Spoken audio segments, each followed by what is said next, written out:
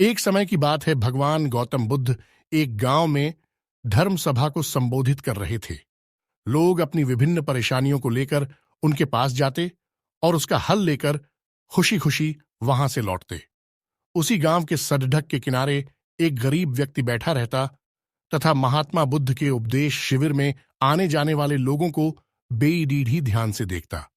उसे बेईडीढ़ा आश्चर्य होता कि लोग अंदर तो बड़े दुखी चेहरे लेकर जाते हैं, लेकिन जब वापस आते हैं तो बड़े खुश और प्रसन्न दिखाई देते हैं।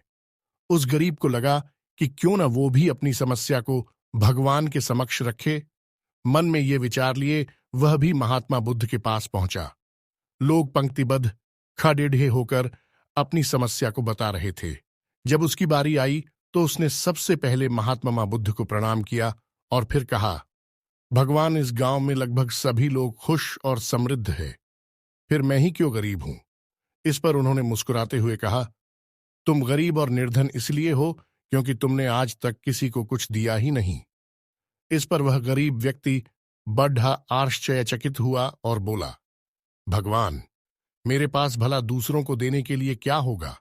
मेरा तो स्वयं का गुजारा बहुत मुश्किल से हो पाता है। लोगों से भीख मांगकर अपना पेट भरता हूं। भगवान बुद्ध कुछ देर शांत रहे, फिर बोले, तुम बड्ढे अज्ञानी हो। औरों के साथ बांटने के लिए ईश्वर ने तुम्हें बहुत कुछ दिया है, मुस्कुराहट दी है जिससे तुम लोगों में आशा का संचार कर सकते हो, मुख दिया है ताकि लोगों से दो मीठे शब्द बोल सकते हैं, उनकी प्रशंसा कर सकते हो, दो हाथ दिए हैं, लोगों की मदद कर सकते हो। ईश्वर ने जिसको ये तीन चीजें दी है वह कभी गरीब और निर्धन हो ही नहीं सकता।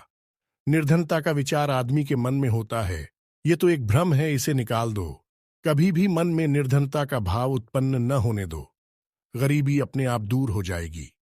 भगवान बुद्ध का संदेश सुनकर उस आदमी का चेहरा चमक उठा और उसने इस उपदेश को अपने जीवन में उतारा, जिससे वह फिर कभी दुखी नहीं हुआ।